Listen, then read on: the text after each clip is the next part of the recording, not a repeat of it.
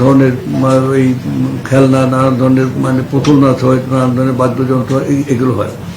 কোনো সময় পয়লা বৈশাখে জারি গান হয়, সারি গান হয়, বাউল গান হয়, এগুলো হয়, ঢাকাতেও হয়।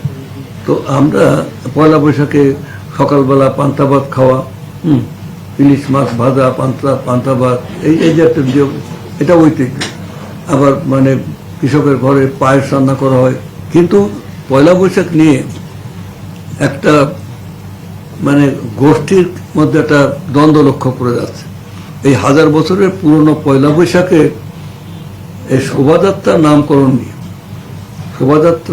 নামকরণ নিয়ে এটা শুরু হয়েছে 1989 সালে এরশাদ সাহেবের আমলে। উনি মানে আনন্দ শোভাযাত্রা। সব মশার বিরুদ্ধে সুরক্ষা দিতে এলো বসুন্ধরা এক্সট্রিম অ্যারোসল, মশার বিরুদ্ধে এক্সট্রিম সুরক্ষা। এবং এভাবে আনন্দ শোভাযাত্রা চলতে থাকলো। তারপর 96 সালে মানে আওয়ামী লীগ সরকার ক্ষমতা আসার পরে, বিএনপির সময় এটা চললো, আওয়ামী লীগ সরকার ক্ষমতা আসার পরে আপনার তারা এখানে মঙ্গল শোভাযাত্রা নাম ছিল, আনন্দবাদ্যে মঙ্গল।